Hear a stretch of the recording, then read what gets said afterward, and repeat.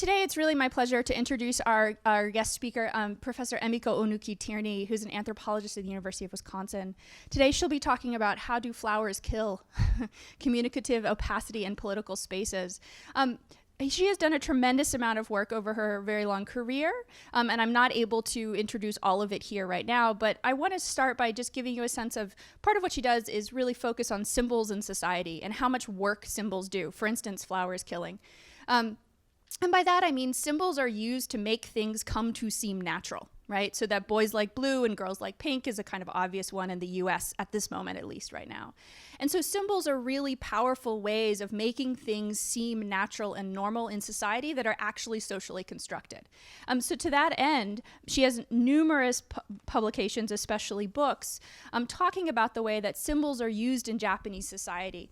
Some of her most famous work is Rice as Self, Japanese Identities Through Time, which is incredibly compelling. She also has written The Monkey as Mirror, Symbolic Transformations in Japanese History and Ritual, and Illness and Culture in Contemporary Japan, an Anthropological View. So for anyone who's interested in how symbols do work in society, or specifically how symbols operate in Japan, her work is absolutely a touchstone.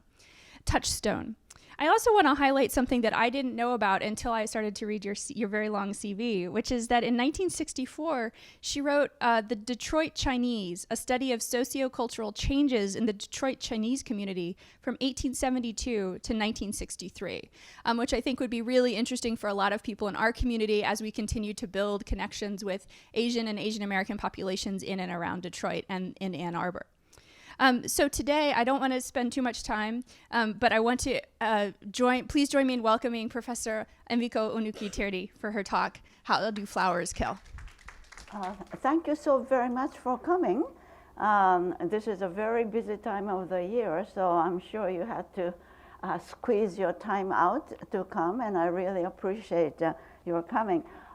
This is an enormous honor to be invited to give a talk. I was here as a Toyota visiting professor some time ago, and I still remember that was the coldest year I've ever had in the United States, and I bought boots that goes even over the knees, which I never used afterwards. But I'm very impressed by the way that Center for Japanese Studies has contributed to not only to the Japanese studies, but then related disciplines. Michigan is a stupendously good place, bit of a pressure cooker for the students, I'm sure. But I would like to say that symbolic anthropology, which was really at the height of excitement in the 80s, tried to understand the symbols and how they work, and Victor Turner and these scholars paved the way for us to focus on the symbols. Turner's work was right in the turbulent colonial power in Africa, Undembu ritual, and all of that. And I too started to work on symbols. But what I realized, but the more, and even though, for example, rice as self included how the dominant Japanese rice eaters began to discriminate non-agrarian populations. And the monkey as mirror also, I think, the social history of this discriminated population, and then how that relates to the basic ontological assumptions, nature and culture and all that. But increasingly, and I continue to work on the dominant symbols of identities. And cherry blossom was a very obvious choice. So I started out, wow, cherry blossoms. I went 2 years in Ueno Park and Maruyama Koen and all of those, thinking that I will have fun for change, right? But then I realized that some colleagues said, but that's how the Japanese kamikaze pilots were identified as falling cherry petals. And so the entire research turned around. So rather than having these cherry blossom viewings, my emphasis started to be on the social political context and then try to understand who are the actors and what are the social political contexts to change. And then personally, I became very angry at my military government who sent all of these young men to death. And so that was the kind of a way to see how innocent flowers can kill. In other words, these brilliant students who read Kant and Baudelaire and all of these intellectuals in their own languages. And yet the University of Tokyo, for example, lost the most numerous students. And so we lost the generation who would have rebuilt Japan after the war. So that is, I became hooked in that. So my last book, The Flowers That Kill, actually is saying that Japan is not the only country which did that. So I compared that with the roses in Europe, and then how the Stalin and the Hitler and all those dictators used the roses in order to aestheticize killing and then deaths. So I will, if I have time, I put some slides in the PowerPoint. So what I started out is that one of the dangers of communication, whether it's verbal or symbolic, is that very often we do not confront the fact that we don't really communicate with each other. Because you don't particularly go to the cherry blossom viewing and say, what meaning did you get? So even though everybody is having somewhat of different meanings, but still we do not confront that fact. And then of course, one of the important things about the symbolic communication is that you have either the cognitive or intellectual content, what they represent, and then you have the emotive content. And Victor Turner was very good in promoting how emotion is important, even if you don't really share the meaning that you draw from symbols and rituals, you do participate actively because you are emotively motivated. And then a third one, of course, is the sensory perception. In case of cherry blossoms, it's that gorgeous cherry blossoms that in Japan, the NHK and others all talk about the sakura zensen. That is how, just like a typhoon, it just goes from Okinawa all the way to Hokkaido. And people wait until the prime time and then go there and just try to appreciate a very short life of cherry blossom viewing. And so the sensory and other, of course, the cherry blossoms do not have smell, good fragrance, and no fruits. It is this beauty of one petal falling, or the gorgeous cherry blossoms covering all over Japan. I do have some, but then, so my starting point was to go back to all the way to Baudelaire, and who used to occupy Hotel Lausanne, where I was too. I had a research room and I was ecstatic, and then he's the one who started to point out how we do not communicate with each other. And then this is well, I thought there was an English translation, but what he said was that we do not communicate with each other. If we do, we will be in trouble because there will be too much misunderstandings. Yes, especially in a faculty meeting, right?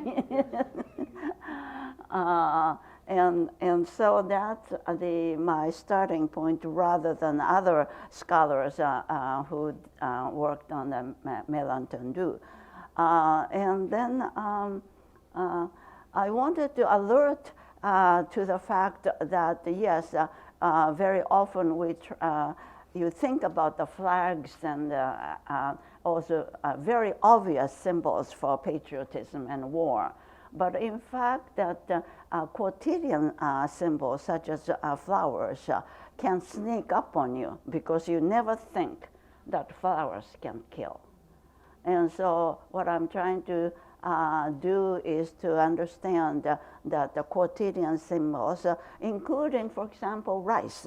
Rice you eat every day, so you don't particularly equate rice with propaganda symbols, or same thing about the flowers. So there's interesting history studies about the French Revolution, and then how that liberty tree, in fact, was a quotidian symbol among the French common people and was used in the French Revolution, and then Japanese cherry blossoms, and then hopefully we have time for European roses. The cherry blossom starts to appear all the way to in Kojiki and Nihongi. And interestingly, Japan never had a real hunting period. Even before the Jomon, the Yayoi period started to introduce rice agriculture. I went through the earlier documents, and amazingly, hunting meant prince would have a beautiful detached palace on the hill, and then there is a stone so that he doesn't get dirty, and he just look down for the others are hunting deer, and that's about the extent. Very different from King the Hunter in France and Germany, where the king would kill the bull and have the banquet, and it's the masculinity, and then banquet and all of that became the political base. That's very different from Japan. And the agrarian, how the agrarian political leaders started to accumulate their power is still a very interesting question, because what we know only is the Himeko, as well as the early political leaders, actually are magicians. I mean, witches and all of those. And so it's a very different kind of a base for political power. And so I will skip that section and then try to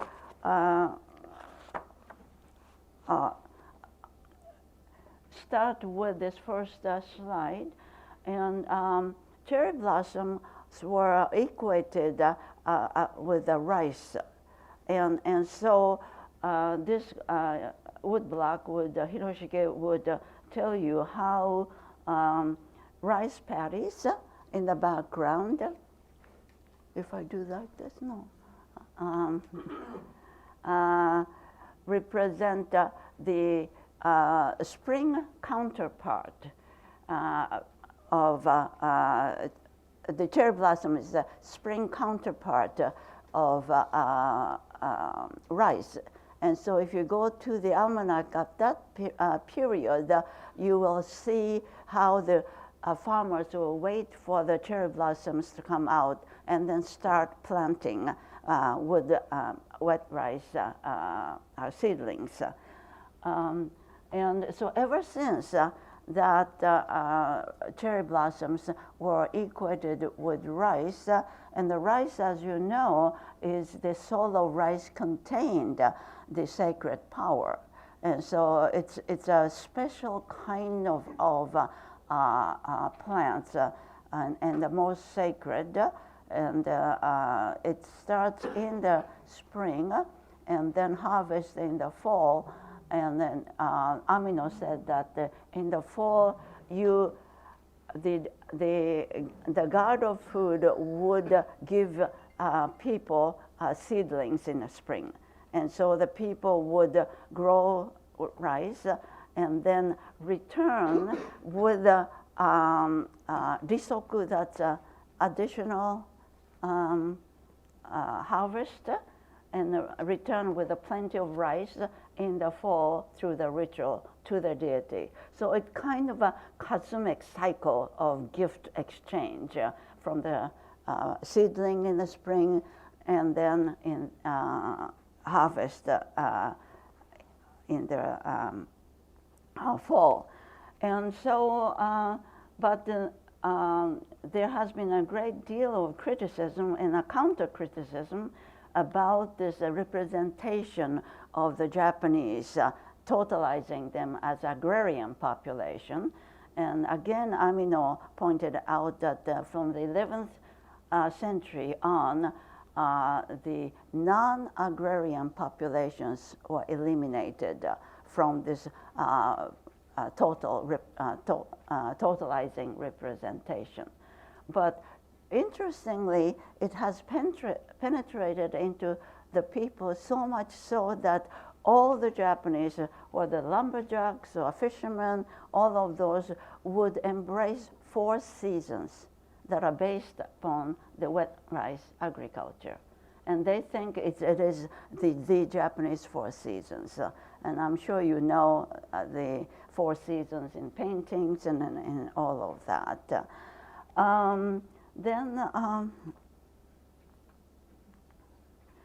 Of course, the wet rice agriculture was all done by the farmers, and then aristocrats would reap the benefit from the rice production. And as you know, in the Tale of Genji, they had a very, very elegant life in Kyoto. And interestingly, again, that there was some imperial army before, but in the main, the imperial political power was devoid of military power. And so their prestige was based upon how to compose the poems and then play musical instruments and all of that. And good old days, you know, the women just sit in the back of the screen, and then the men have to prove how cultivated they are by composing poems and all of that. And the woman can judge that, oh, that composition is not good enough. So this is a good old days of Tale of Genji, but of course it is this period would end. This is the medieval scene of cherry blossom viewing. And interestingly, you could see that the cloth with a crest would demarcate that inside of that is only for those who belong to that clan.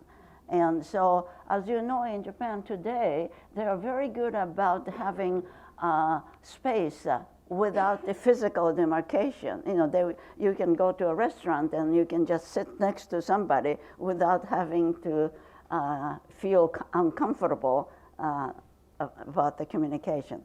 But anyway, everybody went to view the cherry blossoms. This is the Edo period by Matabe, and you can see that all kinds of people enjoying themselves under cherry blossoms, including the priests. that one is a priest. And then when you look at the medieval cherry blossom writings, priests are enormously active in celebrating cherry blossoms. In fact, that when I did not realize the negative side of cherry blossoms, I started out enjoying myself at Maruyama Koen and others, joining. You know, they're very, very good. You look a little strange. Why don't you join us? You know, but I realized that then they have a nijikai, that's a second party. And they go, and their behavior was astonishing, and I fled. But the drinking and eating are very much more important, in fact, than viewing the cherry blossoms, although some people would go to cherry blossom to compose poems, and they would just go alone and then meditate about life and then compose cherry blossoms.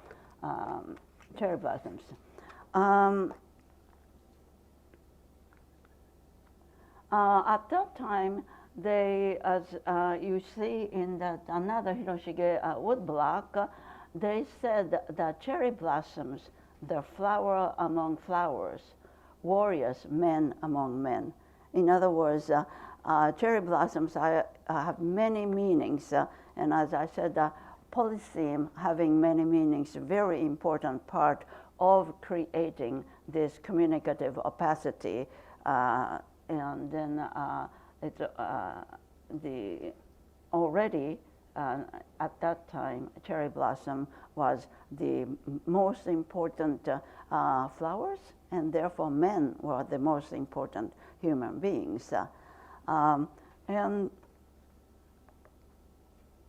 But at the same time, almost every single woodblock master depicted eerie sensuality of cherry blossoms at night. And this is the famous Geisha Quarters.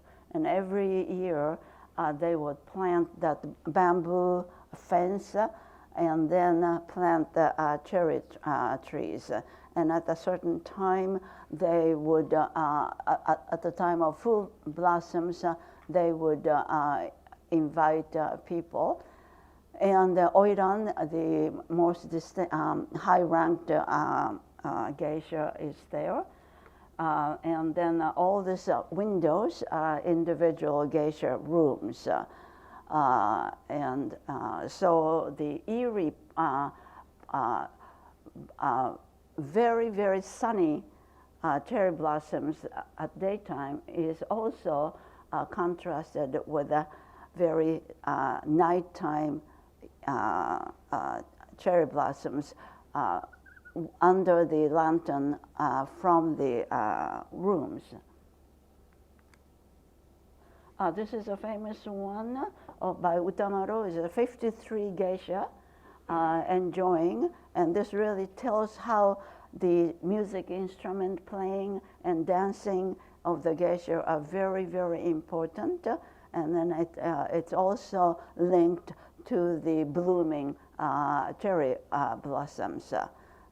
This is a very gay scene of Geisha Quarters.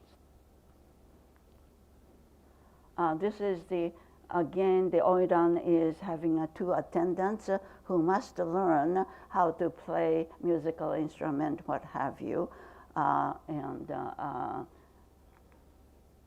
But the rule was the guests were never to stay overnight. But I guess this fellow broke the rule. And so he is coming out of the geisha quarters in the morning rather than before the dusk. And I have asked everybody, why then does he have to cover himself? And nobody tells me. Going to the geisha quarters is not going to the prostitutes. It's much more than that. Of course, there are various kinds of activities, but men are not supposed to stay overnight, but going there was legal in a sense that took it for people did not disapprove at that time. But then this fellow is coming out, trying to hide his identity. And even today, you have this very sunny cherry blossoms equated with a young Maiko who was apprentice to become geisha. And every year in Kyoto, Kamogawa Odori, and if you go to Kyoto, you can go there, and then still this young women are trying to become geisha.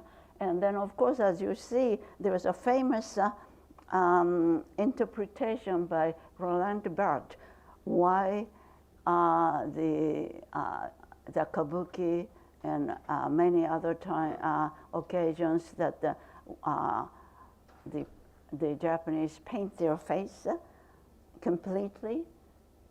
And Barthes said that it is the way to not offer the interpretations in terms of gender and what have you, and then gives the freedom.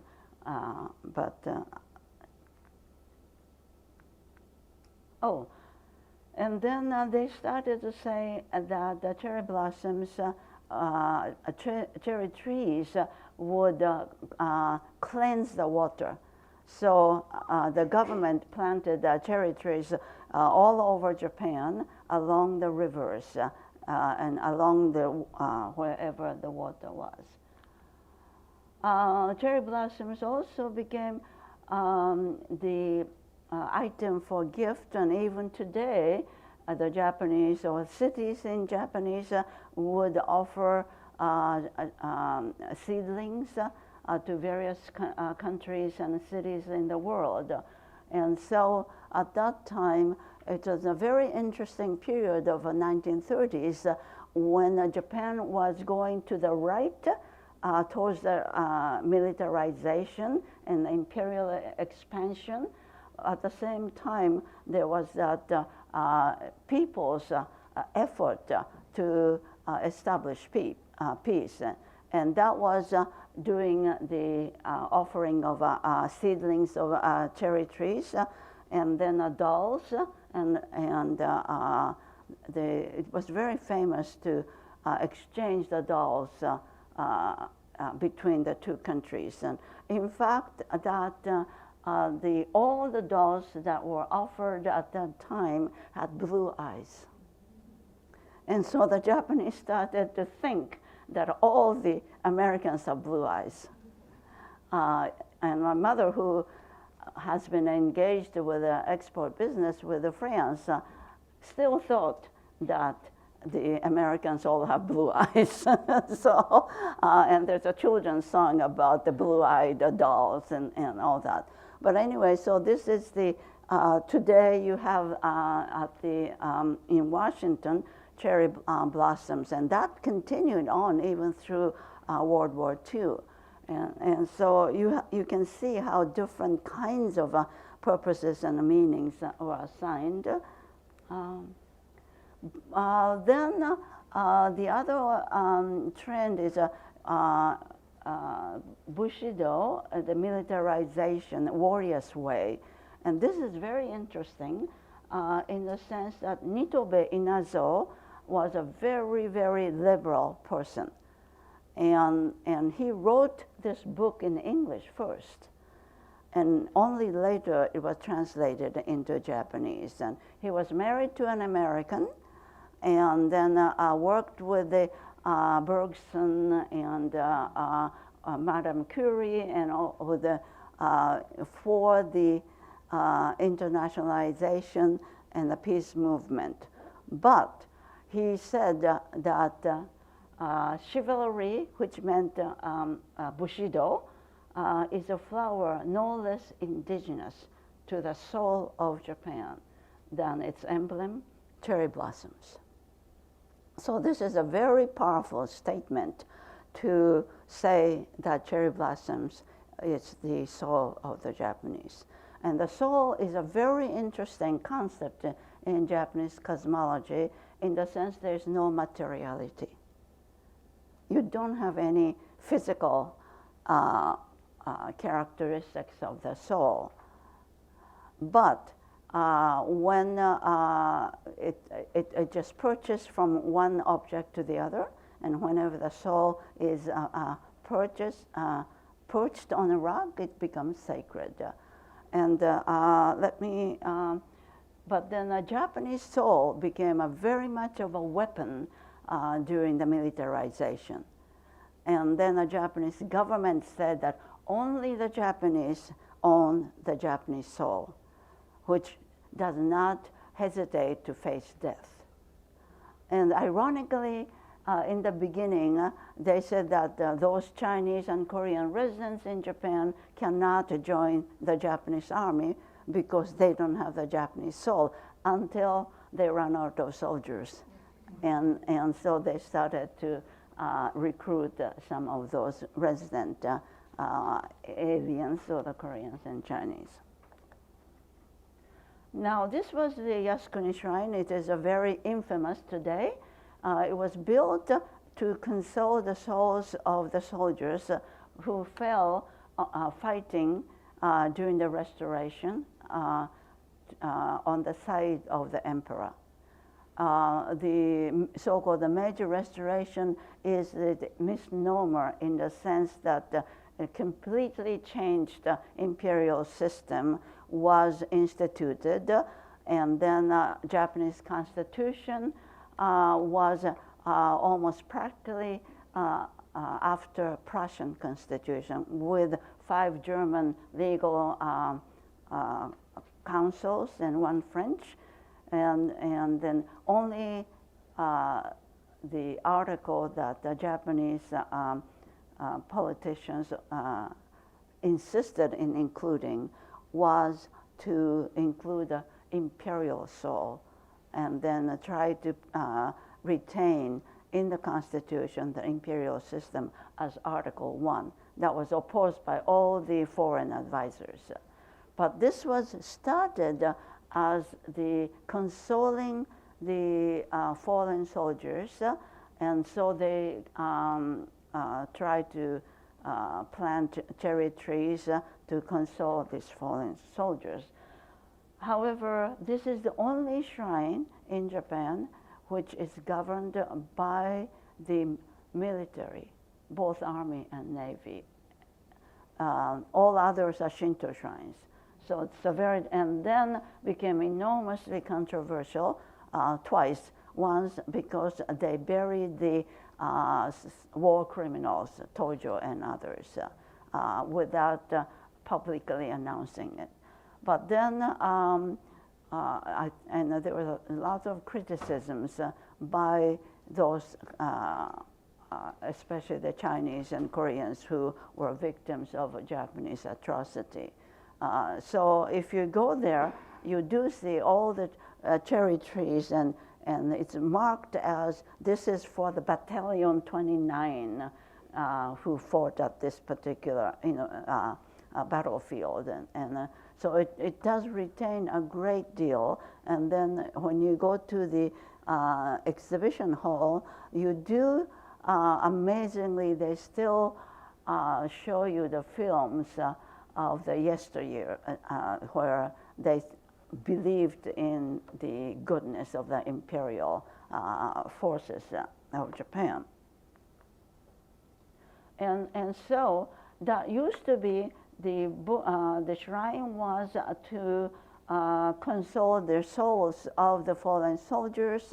Now they changed in 1934 to the shrine for the loyal souls. In other words, those who are loyal to the emperor. So the nature of the shrine changed a great deal. And then Army and Navy started to incorporate the cherry blossom. And then the top one is the Navy with cherry petals and then anchor.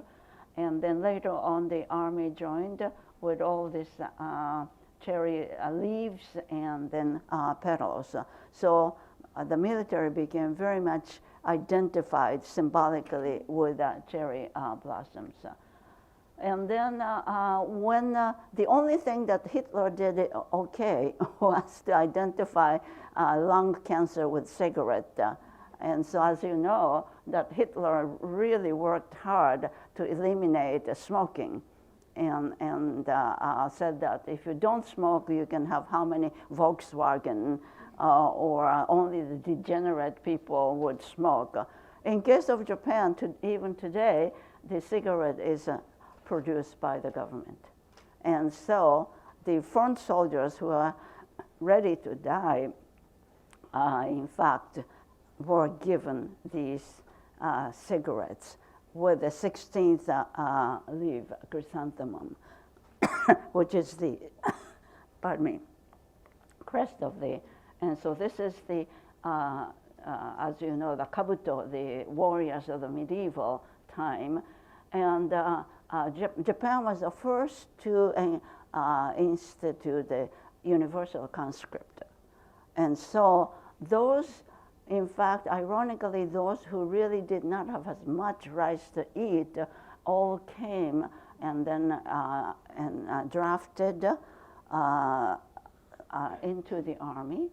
So those who really came from a dirt poor farming areas were elevated, aestheticized as if they are medieval warriors.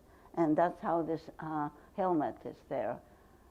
This is by Tojo, but I think I'm running out of time, so I will, and this was given, again, cherry petals given to the survivors' family.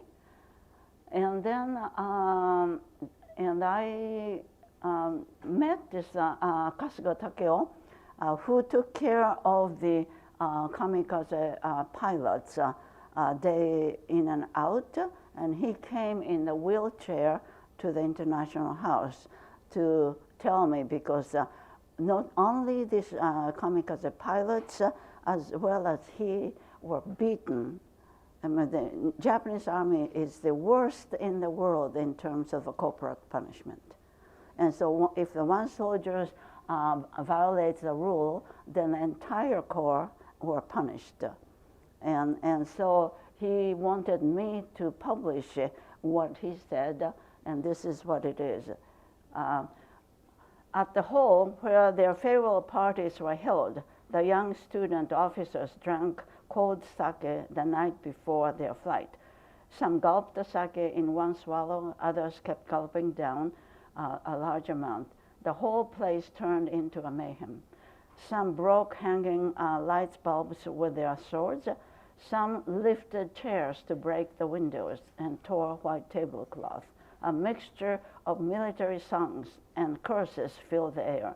While some shouted in rage, others cried aloud. It was their last night of life. They thought of their parents, their faces and images, lovers' faces and their smiles, a sad farewell to their fiancés.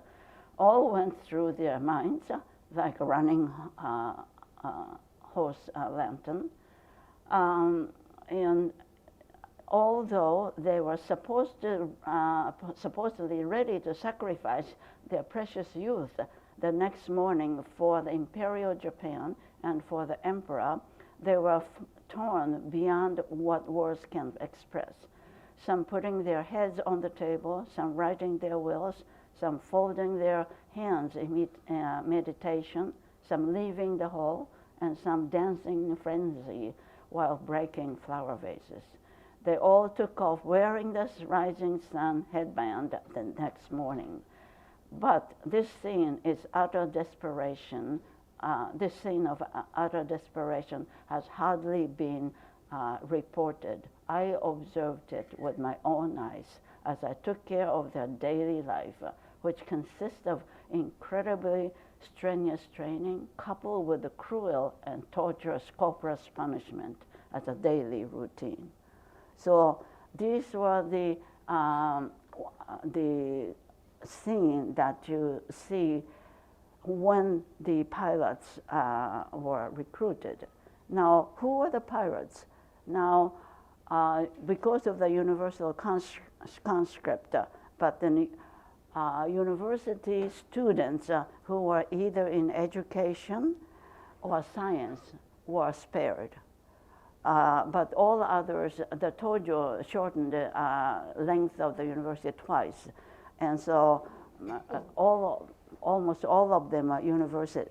One of 4,000 who died, 1,000 were university students. And they did not have a choice because at one point they were told by the superior, move forward if you want to volunteer. And by that time, they developed such camaraderie through the punishment and all of that. It would have been very difficult to say that I am going to save my life. That meant you guys go. And so it was not a volunteer, as some people have said.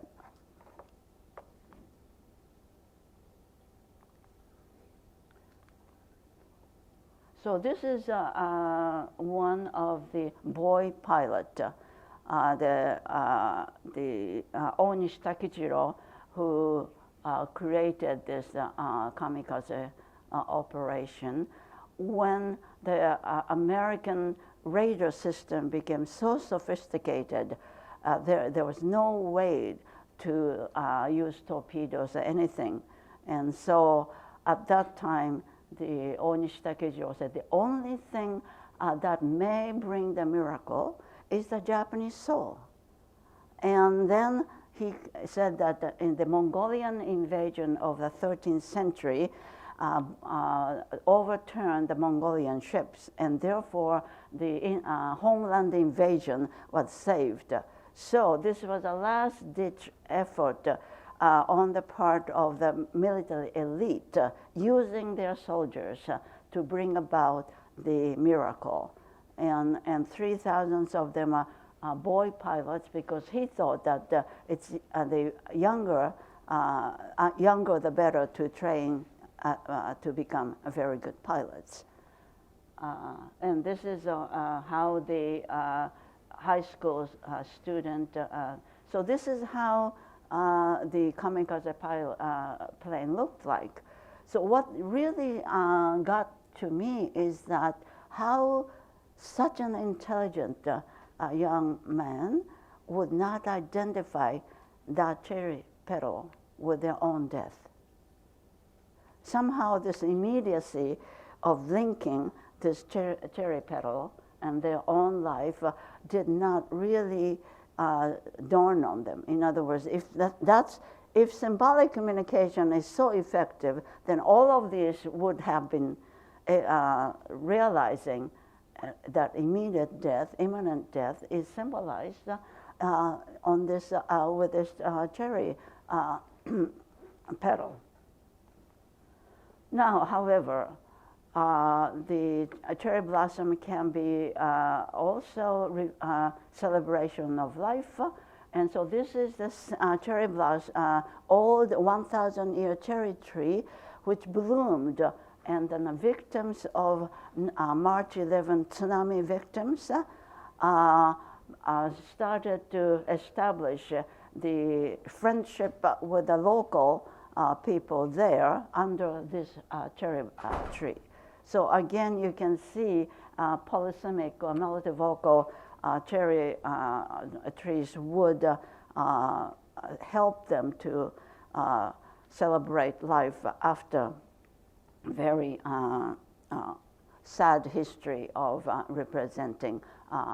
Now, this is the, I don't think I have time, right?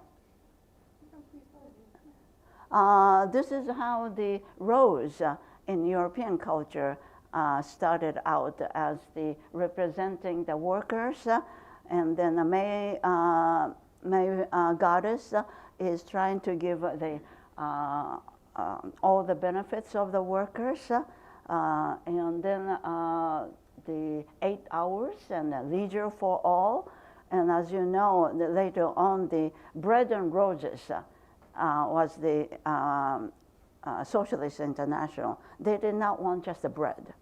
They also wanted the operas and literature, and that was symbolized by roses.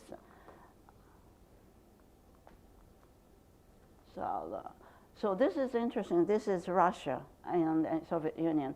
And then the people underneath trying to get the rose petals by May goddess workers in the Soviet Union. And then therefore the logo of the Socialist International, not all this, but then very often have this red rose with the hand. And then how they use these roses, this is a Stalin, and Stalin used the roses and then tried to entice children and young people and the women.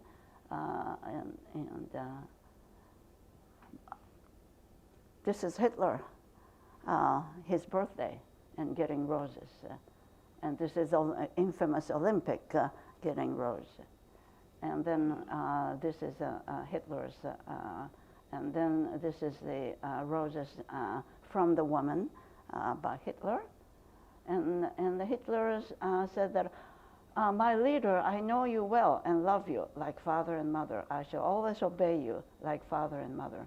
And when I grow up, I shall help you like father and mother. And you will be proud of me like father and mother. So that's what Hitler tried to do. And so I can go over the analytical part, but one thing I would like to point out is that still it's an interesting phenomenon in that Japanese emperor remained invisible. Showa became a little bit more invisible, but then when I went all the way back to the Emiko, the woman leader, before the establishment of imperial system, she gained the leadership because of her what they call the wicked magical power. But when she achieved that status, she hid herself. She was never shown. And so the Japanese emperors have not been shown visually like Hitler and all of those. The first time the Japanese ever heard him talk was 1945, and we have to surrender. And that was the first time. And the people said, oh, his Japanese is a little strange. Because he always talked with the court people rather than, and so Japanese emperor, I think Showa is a very different figure in many ways, had remained invisible, inaudible. So it's a very interesting question in terms of the political power. How do you establish? Do you establish with the oratory like Hitler did? I mean, you can just think of Hitler in terms of his oratory, right? Tremendous power of oration, whereas we never heard the emperor do that.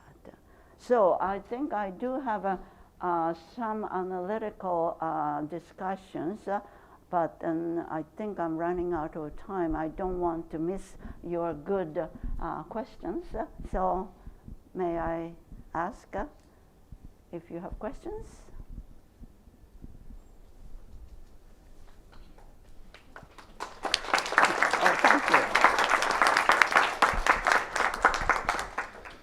As you were talking, it struck me how serious all your examples are, and that one of my very favorite short art animation films from Japan is called Atamayama by Yamamura Koji, and which is hilarious.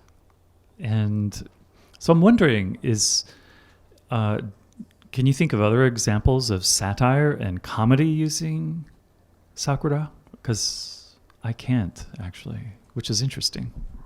Well, the Sakura is used by No the Sakuragawa and others, but I am not as familiar with the other genre which used sakura. I actually for this I thought that, like the native speaker, I should really practice how to read. But when I heard myself, I thought, oh no, this was not going to go. So my time gets very limited to understand whether in Japanese culture or an American. And I think the younger people may have more knowledge of the presence of sakura. Maybe the audience, somebody who is in the audience can tell us or know. With the Sakuragawa and all those, but. Sakuragawa is most about Pardon me? lost child. I mean, you don't want to know, but I think the mother looking for the child. So, yeah. I mean, Sakuragawa being about the mother looking for her That's child. right. Sakuragawa right. is a much more serious Yes, one it is. of the mother who lost a child. Uses of sakura that are subversive or that ridicule sakura or make fun of society through cherry blossoms, and I really can't think of Yeah, I'm not sure either, yeah. I'm sure there are, and then sometimes today, they joke about it. When I was passing at, I think Waseda, the students had the cherry blossoms are flower among flowers, and all of that was there. But I don't think they believed it. But it was an advertisement for some sports affair. It's such a polysemic symbol that I'm sure there would be. I'll keep an eye on it.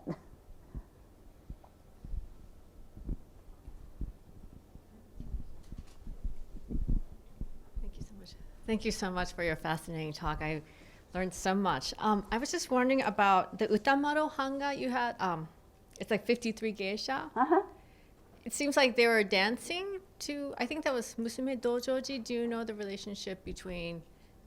Musume Dojoji Yeah, I mean, like, is why a very, Is it because of the Sakura scene that they're Uh-huh. performing Musume Dojoji opposed to some other performance? Would you mind? I don't really know what performances with that Utamaro's dancing. I see. Yeah, could we see the slide, please? I think it's. Just give me a second. Okay, of course. Yes, thank you.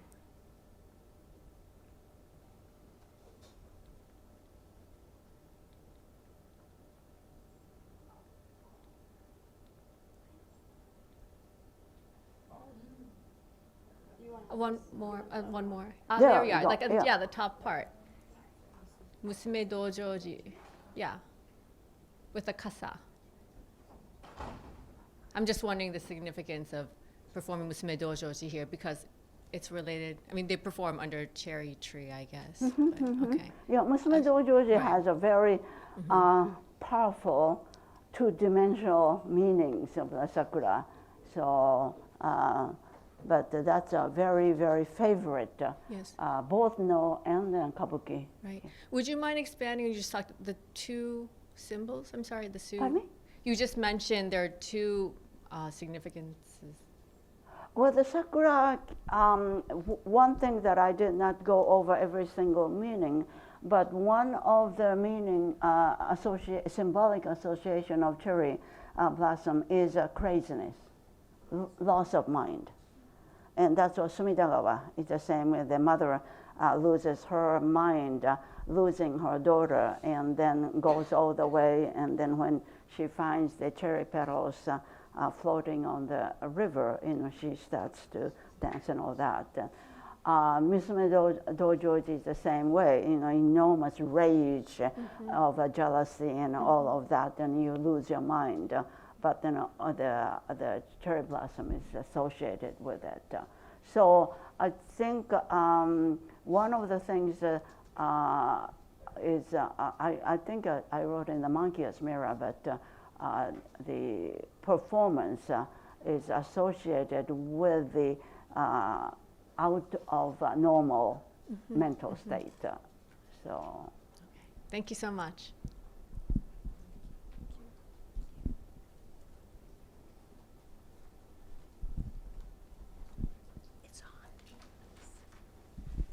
So thank you for your talk. I was wondering because at the beginning and at the end of your presentation, you mentioned about communicative opacity, like people really don't communicate with each other. So in the case of cherry blossom and sakura, can you explain more, like do people interpret differently? Like People interpret? Yeah, interpret the symbol differently. What is the difference like? Well, I think the main point that you don't even try to bring up the differences. In other words, you don't particularly ask the next person with whom that you went to the cherry blossom, what meaning did you assign, you see? So the opacity derives from the fact that the individuals do not particularly articulate what meaning, and usually it's not singular either. It's such a complex polytheme. So I think that was trying to, and I think the rose is in some ways the same way. The rose is a very, very polythemic symbol, and then just like Goethe's poem, it always has the thorns, you know, the beautiful flowers, but the thorns, and it really yields to the two opposite meanings.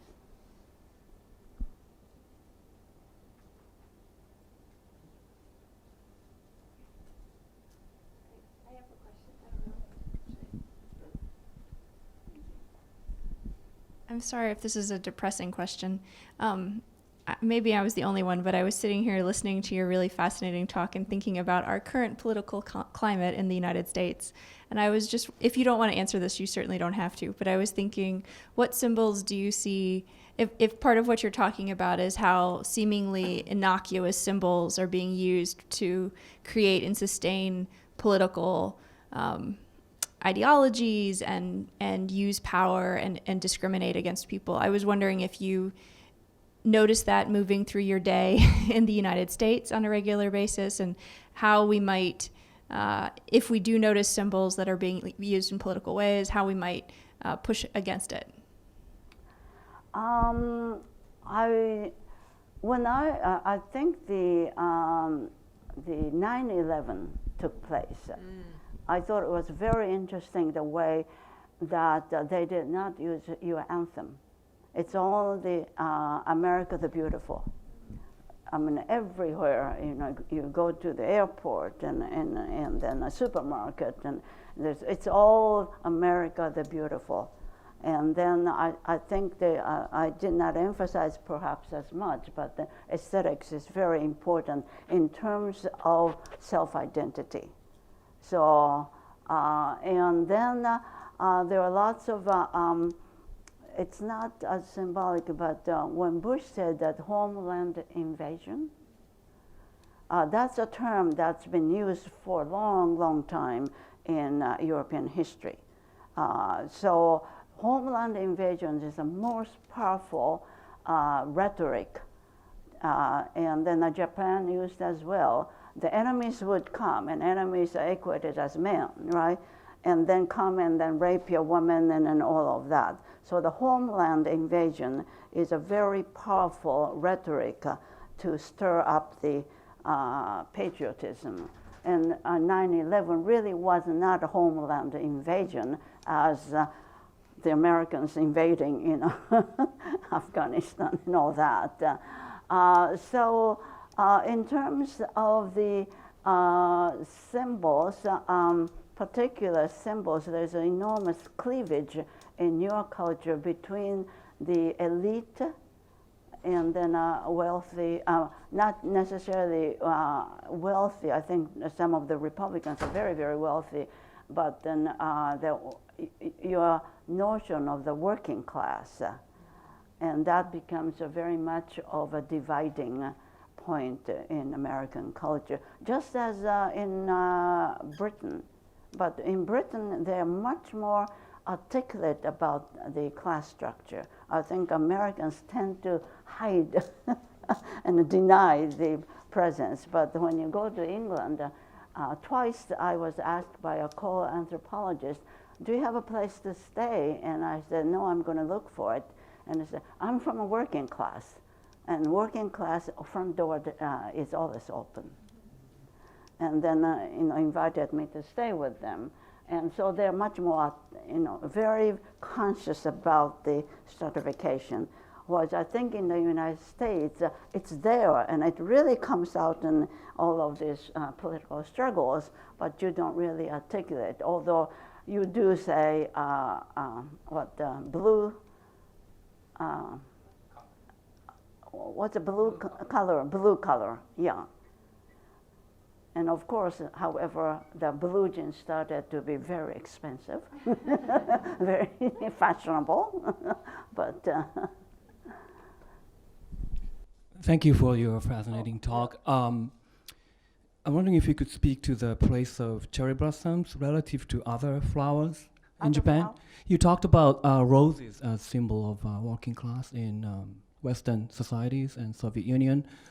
In Japan, so chrysanthemum is more of a sacred, untouchable kind of symbol of the imperial house, and it was displayed prominently in the Yasukuni Shrine, as you displayed. And cherry blossoms, my impression is cherry blossoms are more of a commoners, shomin kind of flower. And in response to Marcus's question, there are a lot of references to sakura and kind of putting down. It's never really put up on the sacred place in Japan, I don't think, because it's so accessible, it's everywhere, it's ubiquitous. Every year, people see sakura in April. So it's kind of a cliche in TV dramas or movies to talk about salarymen, lower class salarymen having to go to riverbanks and near sakura and have they have to secure a best viewing spot for hanami, cherry blossom viewing kind of events. So the place of sakura is an interesting one because it's, as you say, it's polynomious, polyseminal. Yeah.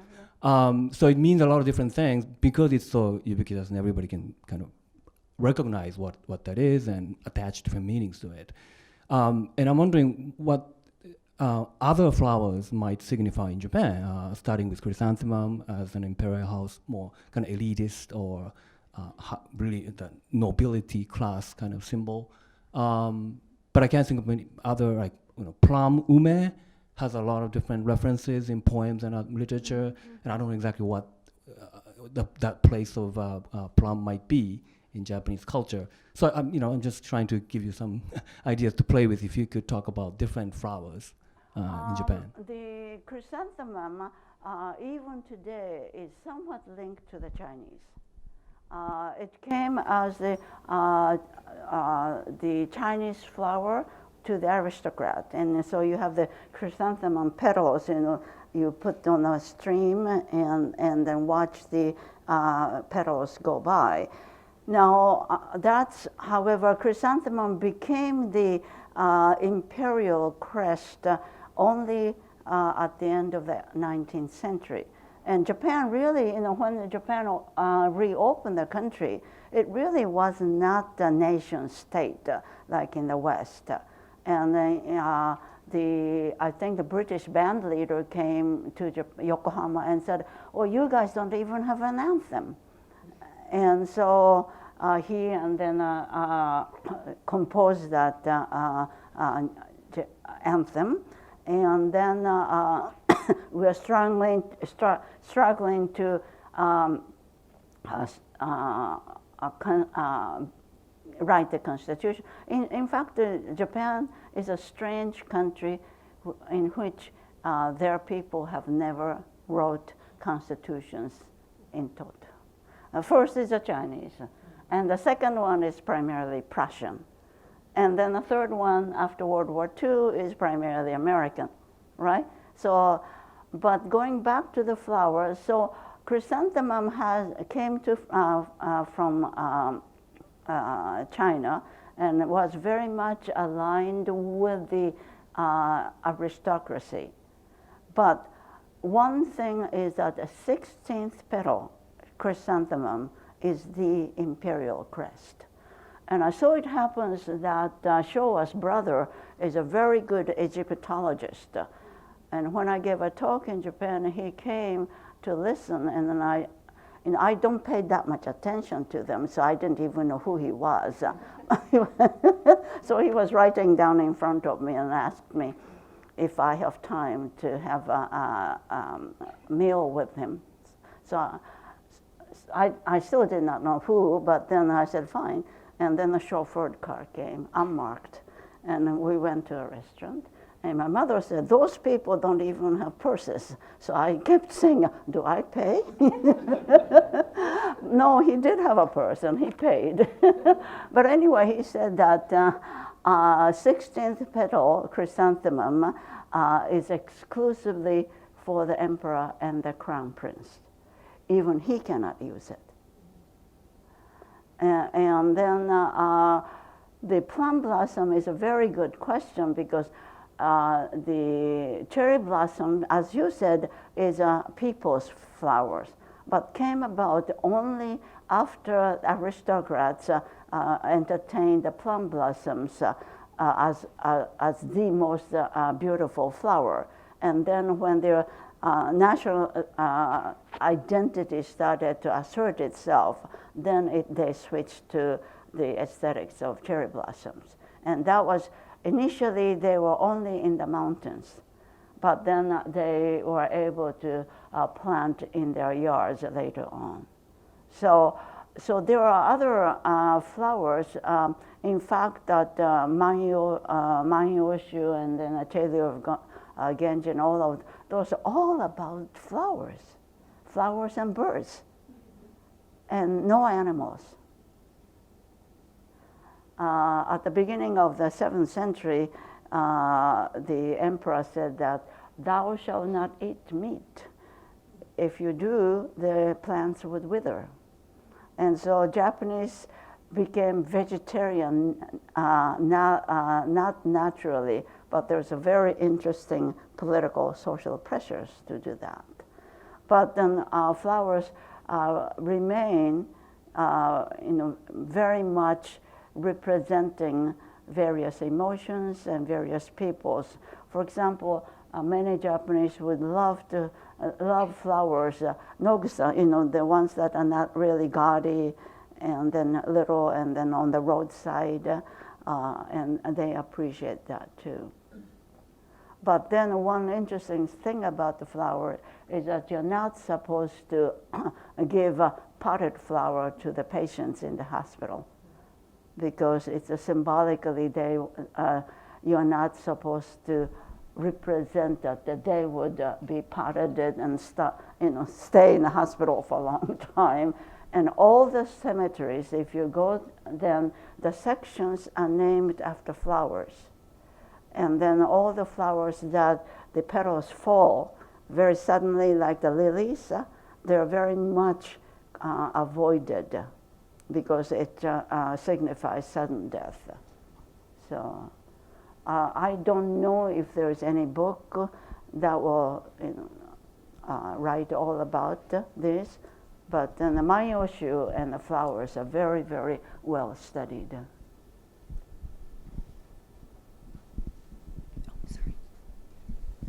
So the cherry blossom was very central to Japanese military symbology during the war. I'm curious if that symbology was continued into the post-war incarnation of the Japanese military, and if so, how the meaning or the implied meaning of the cherry blossom in military symbology changed with post-war Japan. It's a very good question. I did not realize until somebody pointed out, and I did go to verify, the Defense Army still uses cherry blossoms. And so that still goes. And some of the Japanese do remember one very liberal journalist said that there's something about cherry blossoms that I just can't feel comfortable. And he remembers the wartime use. And I didn't really know myself. I was just going to do this sunny cherry blossoms until somebody told me about this connection. And so there are many Japanese, I don't think, realize this connection. So right after the war, very interestingly, cherry blossom viewings just started all over.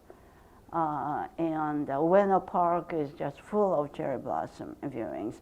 So many, many parks and Kyoto, of course. And then now I didn't include in this one, but in the beginning I was just going to the cherry blossom viewing, and the Ueno Park was all occupied by Iranian laborers. And so I became a good friend of one, and then every year he wore the kimono and then painted the face white, but he did not paint the hands white. So but then he was very, very flattered that I came every year. But then he was deported after 3 years, so because he didn't have the proper permit to stay in Japan. But very, very interesting. I thought it was the age difference may have some, those who really were much more involved with the soldiers versus who were too young but somehow the cherry blossom viewing came right back after the war.